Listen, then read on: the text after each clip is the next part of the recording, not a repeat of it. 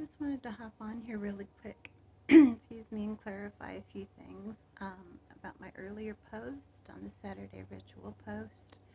I never want to be disrespectful to anyone. As you know, my husband is a Christian. He has lessened some of his more hardened uh, views, judgmental views. But I'm not going to water anything down either. I mean, I try to tell things like they are. Um, and to me, when you tell people to only read certain material, stay away from other people because they are bad, um, that is what cults do. So it may not completely fit the criteria of a cult, but it's very, very close. That's one thing. And the other thing, as always, I mean, I was talking about archangels and how their purpose is to serve God, the Christian Jehovah God, not us. So we can ask for their help, and I have, and at times I believe that they have helped me. But the difference between them and so-called fallen angels or demons, which I don't like either one of those words. I prefer ancient gods myself, but the whole reason why they are called those is because they are of this earth rather than, just the heavenly realm. They are here because they wanted to help us. They want to help us. So I just find I get better results working with them. And again, I'm doing my best to slowly introduce people to this concept because we really need to get rid of this good and evil, right and wrong, sinful, not sinful. Whether we were, as I said, I was in the church for 25 years. It's a long time. That's a long time to be indoctrinated. Um, and I'm even reading posts that are supposed to be witchcraft based. They are more Christian based. There's a lot of Christian influence in them, and I know a lot of people are mixing the two now. I kind of did that as well, and I actually recommend, if you are coming from any type of a religious background, starting out in something like Wicca might be a good thing for you. If you don't know where to begin, Wicca I consider a religion because it has rules that you follow. It has the threefold law. That's a rule. There's certain things that you do and don't do. There's rules. With religion, there's always rules. With spirituality, there's not. It's between you and whoever it is that you are working with. And as I said, I'm never trying to get anybody to do what I do. I don't share everything I do right now on YouTube. There's a lot of prejudice against people within the left-hand path because of misunderstandings. So I am starting slow and I am trying to dispel those myths. That's a lot of what I'm doing. So I know this, a lot of you probably already know, but I'm just trying to give you an idea of my background, where I come from, what I think about some of these things, and just going slow, because people will hear what they want to hear based on preconceived notions, especially if they were in some sort of religious organization before, and people just hear what they want to hear and read what they want to read anyway. So that's why I feel like I need to clarify things. I don't want to be, and I don't feel like I am disrespectful to anyone else, but I have to be true to myself, and I'm giving you my truth, how I have experienced these things. You do you. But as far as people being afraid that who they are working with is a dark entity, that fear again, comes from religious organizations. It's been instilled in us to keep us away from that knowledge that these ancient gods want to impart to us. So we really need to work on getting rid of the fear and not worry about um, what title someone has decided to give them, fallen angel, demon, whatever, and it doesn't make any difference. If you feel called to follow, investigate, learn about a certain ancient god, goddess, deity, angel, whatever, do so. There's a reason for it.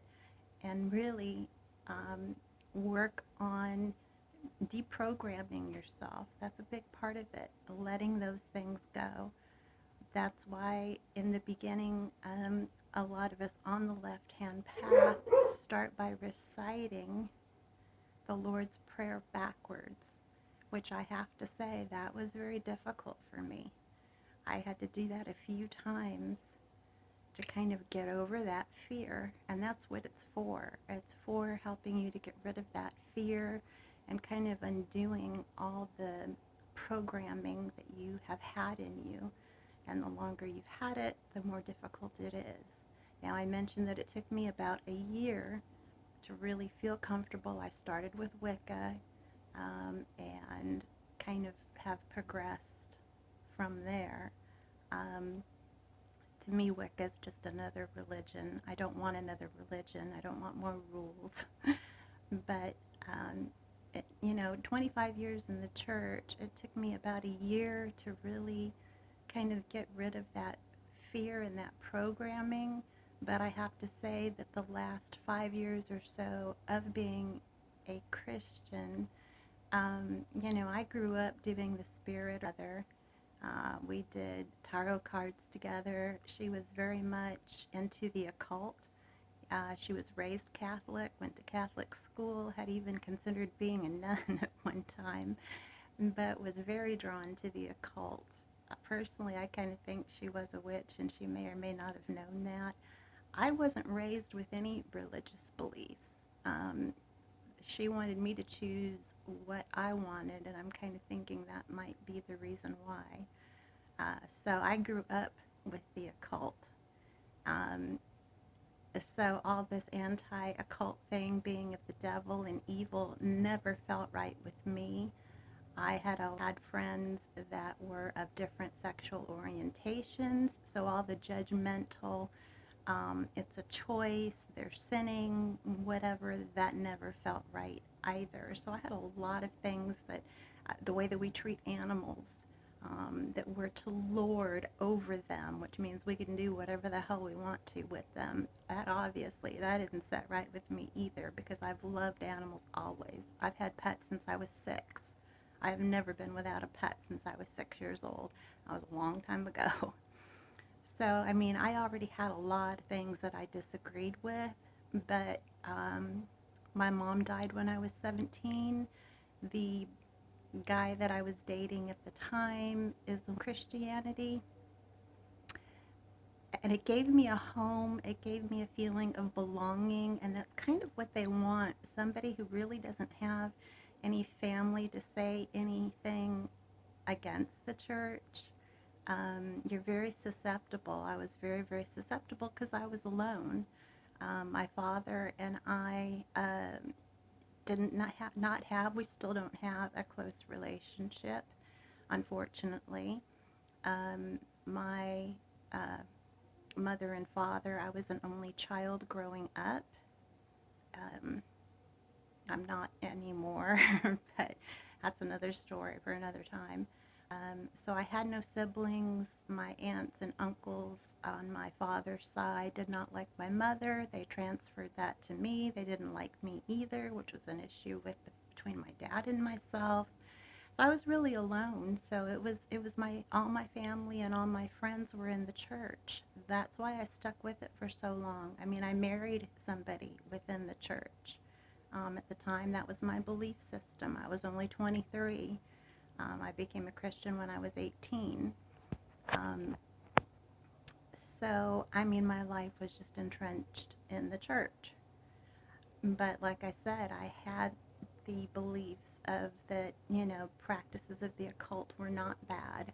People of different sexual orientations were not bad. What they did prey on was my very low self-esteem. My father was always very critical of me. I could never do good enough. I could never be pretty enough. Everything I did was constantly wrong. So being told in the church, which there's so many contradictions, you're supposed to be made in the image of God, yet you're a sinner. And, a lot of these so-called TV preachers, I went to some of their churches, and they drill into you that you're really no better than a worm.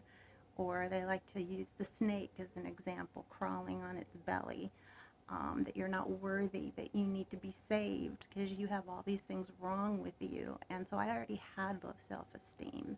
So it just played into all that. There's a lot of psychological damage that's being done, and it takes a while to undo that. But after we moved from California to Tennessee, my fibromyalgia, myofascial pain, chronic pain got worse. I wasn't able to attend church any longer because I could not sit or stand long enough. And that was actually a blessing in disguise at the time. That's something that I can say came out that was positive from having chronic pain, is that, being at home and not being able to go to church, I started thinking, why am I even staying or saying I'm a Christian? I'm not going to church. I don't believe in this crap. My only, the so-called friends that I had, when I could no longer run myself ragged and be a doormat and go to work at 9 a.m. in the morning, but then do a Sunday school Bible camp at 7 a.m. to 9 o'clock and then run to work. I mean, I was myself ragged for them. When I started saying no, they did not like that. And one by one, I didn't hear from them anymore. So being alone and being homebound, I thought, well, to hell with it. I'm just going to do what I believe, and hopefully Michael, my husband, will be okay with it because I am who I am. He's married to me, and he loves me, and hopefully he will, accept me as I am. And the fact that I started out with Wicca, which is very nature-based and not really very controversial, and he was making changes, although he's still a Christian. As I said, he does not believe in lording over animals and having the negative connotations of people being worthless and so on and so forth. But anyway, he has accepted it, and he actually saw the positive changes in myself, in the way that I felt about myself, and even in our marriage. I'm feeling better about myself, made myself a better partner for him. Of course, now I'm on a much deeper spiritual path, and being on the left-hand path, he's trying to understand that. It's a little bit different for him, and I don't quite go into all that with him, but things are still cool, and hopefully they will stay that way. But that's basically how I came from being a Christian to being where I am now, and hopefully I will continue to grow, and I hope this clears things up a little bit more for you. If there's something that you would like for me to talk about, I will do so. I try not to get too deep into it, and I watch what I say while still being true to myself, only because I don't want to be harassed or blocked, obviously, because then I can't get my message across. And I don't need the extra stress. I have enough stress. So I do try to be true to what I believe, Again, you do you. I mean, if you're watching, you're probably not a Christian, but you could be mixing Christianity, which is hoodoo. If you do hoodoo, then you're mixing the Bible, Christianity, and magic. Or if you do folk magic, in the Appalachians, that's what we have here in Tennessee. Um, like I said, I'm not condemning you or criticizing you or trying to get you to be like me. I'm just sharing my story and my opinions, my thoughts, my point of view. So I hope that that has cleared up any confusion, and I hope you have a blessed Saturday. Thank you. Bye-bye.